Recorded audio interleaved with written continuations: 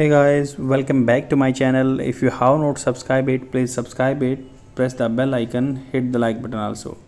Friend, जैसा कि आप जानते हैं मैं डेली द हिंदू न्यूज़पेपर से एक वीडियो लेके आता हूँ। सेम उसी सीरीज़ में आज एक वीडियो लेके आया हूँ और हम बात करेंगे एक आर्टिकल के बारे में जो कि चंद्रयान के बारे में है कि ये सेंस ऑफ मतलब एक कंप्लेसेंट दिखाता है कि भाई we have done great thing in our life, that's why they have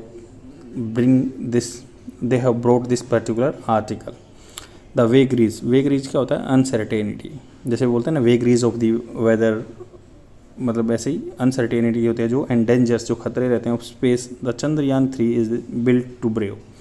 तो इसको बनाया गया है बिल्ट टू ब्रेव, बनाया गया है बहादुर बनने के लिए। इसमें जो भी चीज़ दी हुई है मैंने इसको सिंप्लीफाई फॉर्म करके लिख दिया ताकि अपने एग्ज़ाम के लिए यूज कर सकें, जो कि मेंस आंसर राइटिंग है। और आपके प्रीवियस ईयर क्वेश्चन है उनको भी देखेंगे तो साइंस एंड टेक का पोर्शन आपको मिलेगा। तो ISRO Indian space research organisation launch its Chandrayaan 3 mission. आपको पता है चंद्रयान 2 भी लॉन्च किया गया था जो कि फेलियर हो गया था, लैंडिंग अच्छी नहीं हुई थी। तो चैलेंजेस फॉर दी, क्या क्या चैलेंजेस हैं चंद्रयान 3 के लिए? नंबर फर्स्ट चैलेंज है the solar wind. Solar wind का चैलेंज है a particularly frustrating problem. Frustrate मतलब आपको झिला देने वाली प्रॉब्लम क्या है? Is due to the sun which emits a stream of energetic charge particle. जो एमिट करता है स्ट्रीम मतलब बहुत सारे energetic charge particles such as protons and electrons, जो कि प्रोटॉन एंड इलेक्ट्रॉन्स को एमिट करता है सन। मूविंग एक्सट्रीमली फास्ट, जो कि फास्ट तेज़ी से चले आते हैं, कॉल्ड दी सोलर विंड को सोलर विंड बोलते हैं। सिंस दे आर चार्ज मतलब वो चार्ज रहते हैं, earth has a magnetic field, earth का एक मैग्नेटिक फील्ड होता है। This particles were deflected and guided towards the earth magnetic poles. तो ये डिफ्लेक्ट हो जाते हैं या गाइडेड हो जाते हैं towards the magnetic poles when they cross over into the planet upper atmosphere. मान लो ये क्रॉस करते हैं जब प्लैनेट के अपर एटमॉस्फेयर में the electrons and protons collide violently.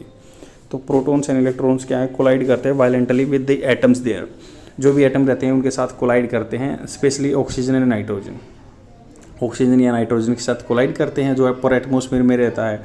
When the oxygen and nitrogen atoms absorb an electron, जो oxygen के नाइट्रोजन के एटम अब्जॉर्ब कर लेते हैं, सोख लेते हैं इलेक्ट्रॉन को, दे एक्वायर एक्सेस, उनको क्या एक्वायर कर लेते हैं एक्सेस एनर्जी, उनमें एक्सेस एनर्जी आती है and they release as photons, photons को रिलीज करते हैं या लाइट ऑफ सम फ्रीक्वेंसी, कुछ फ्रीक्वेंसी की लाइट को इमिट करते हैं। तो देख लो जो भी मान लो कितने भी अपर एटमॉस्फेयर जो सोलर विंड से आते हैं, इलेक्ट्रॉन्स आते हैं, प्रोटॉन आते हैं, वो क्या है अर्थ के अपर एटमॉस्फेयर में जाके नाइट्रोजन ऑक्सीजन की पार्टिकल के साथ कोलाइड करते हैं। कोलाइड करने से क्या उनके अंदर एनर्जी आ जाती है और वो फोटोन को रिलीज करते हैं, ये आपको जानना पड़ेगा। एंड बहुत सारी फ्रीक्वेंसी की लाइट भी देते हैं। Oxygen responsible for shade of green and orange, green and orange light oxygen के आती है। तो ये प्रीलिमिनरी क्वेश्चन बन सकता है कि ऑक्सीजन से कौन सी ग्रीन एंड ऑरेंज लाइट की लाइट आती है। Where nitrogen contribute to blues, nitrogen contribute करता है ब्लूज में। The interaction produce the radiant display, मतलब चमकदार डिस्प्ले आएगी, known as the northern light, इसको नॉर्दर्न लाइट बोलते हैं। तो नॉर्दर्न लाइट के बारे में भी आपका कंसेप्ट क्लियर होना चाहिए। नॉर्दर्न लाइट की होती है जो ऑक्सीजन एंड नाइट्रोजन के जो मॉलिक्यूल्स हैं वो लाइट छोड़ते हैं। नाइट्रोजन ब्लू के लिए रिस्पॉन्सिबल रहता है और ग्रीन और रेड के लिए आपका, और ग्रीन एंड ऑरेंज के लिए ऑक्सीजन रिस्पॉन्सिबल रहता है, इनको नॉर्दर्न लाइट बोलते हैं। Now satellite space station and moon bound space का जो मून के लिए बंधे हुए हैं, बाउंड क्या होता है मतलब उस जगह के जाने के लिए, intended for that particular place. तो मून बाउंड स्पेस क्राफ्ट है like Chandrayaan 3 have no natural protection, इनके अंदर कोई नेचुरल प्रोटेक्शन रहती है, leaving them vulnerable to variety of issue. तो वल्नरेबल हो जाते हैं ये बहुत सारे इशू के। कैसे? द इक्विपमेंट ऑन बोर्ड, जो इन पे इक्विपमेंट लगे रहते हैं, ऑन बोर्ड रहते हैं इन चीज़ों पे, रॉकेट पे आपके या स्पेस क्राफ्ट पे। The equipment on board this space fairing vessels, जो भी वेसल्स रहते हैं ये इनको इक्विपमेंट बोलते हैं। Have to withstand the impact, इनको विदस्टैंड मतलब बने रहना पड़ता है, सस्टेन रहना पड़ता है with the impact of particles of solar wind, जो पार्टिकल्स हैं सोलर विंड के।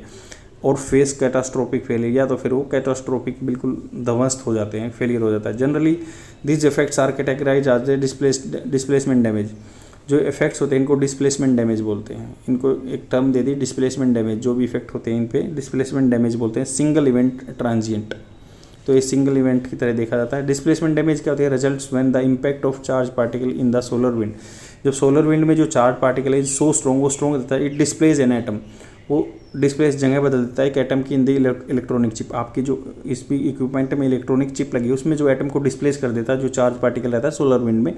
सच damage due to which chip performance decays over time, chip की परफॉर्मेंस खत्म हो जाती है लंबे टाइम के बाद, इज यूजुअली परमानेंट या परमानेंट भी खराब हो जाता है।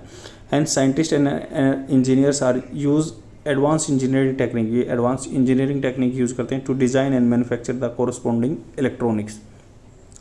तो डिज़ाइन या मैन्युफैक्चर करने के लिए जो कोरस्पॉन्डिंग इलेक्ट्रॉनिक्स हैं जो इस चीज़ के लिए ज़रूरत है तो ऐसे अच्छी टेक्नोलॉजी यूज़ करते हैं। They are commonly called as radiation hardened electronics, मतलब रेडिएशन का इफेक्ट नहीं होता इसलिए रेडिएशन हार्डन्ड इलेक्ट्रॉनिक्स बोलते हैं। रेडिएशन के द्वारा हार्ड किए गए हैं उनका इम्पैक्ट नहीं होता।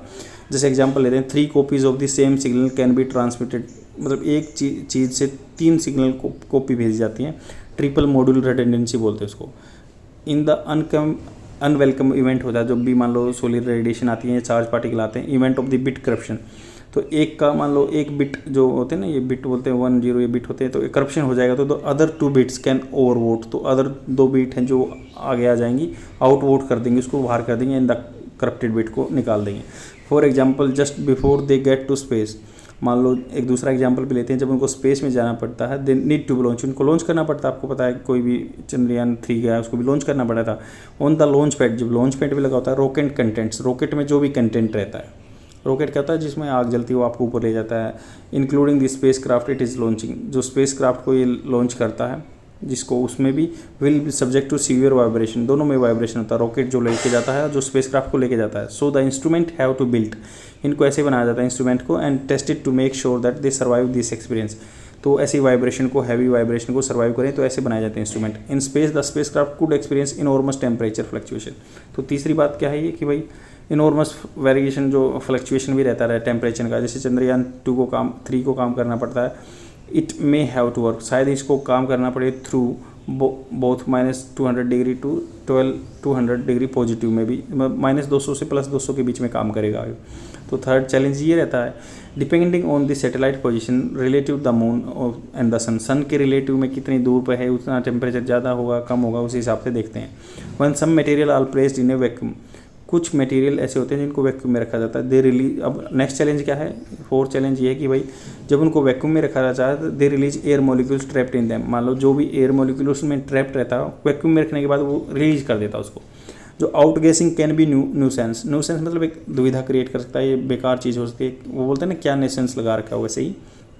पर्टिकुलर विद टेम्परेचर फ्लक्चुएशन, अब टेम्परेचर फ्लक्चुएशन के साथ जो आउट गैसिंग है वो न्यूआंस बना देता है। फॉर एग्जांपल जैसे आउट गैस्ड एयर मॉलिक्यूल, जब कई बार आपने देखा होगा कि आपके लेंस पे ठंड होने की वजह से कुछ फोग जम जाती है ना, वो ये सिस्टम बता रही है कि outgassed air molecules can deposit themselves on the camera lens पे जम जाएगा। There is no one on moon to wipe the lens को पूछने के लिए कोई नहीं है, हम यहाँ पे तो अपना चश्मा पोंछ लेते हैं।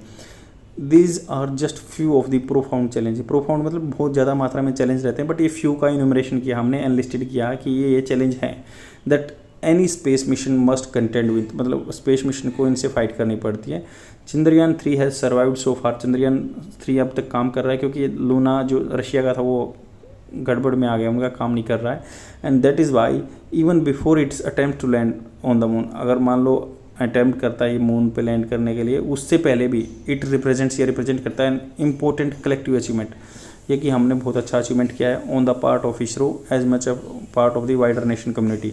तो ये हमारे लिए प्राइड की बात है, तब तक काम कर रहा, तो मतलब ये एक सेंस ऑफ अचीवमेंट देता है कि लूना 25 फेल हो गया बट अभी तक काम कर रहा है, ये हमारे लिए बहुत अच्छी बात है और यही प्राउड की बात है। राइटर ये बोल रहा है, अपने फ्रेंड में शेयर कर दीजिए और डेली देखते रहो। Thank you very much, bye.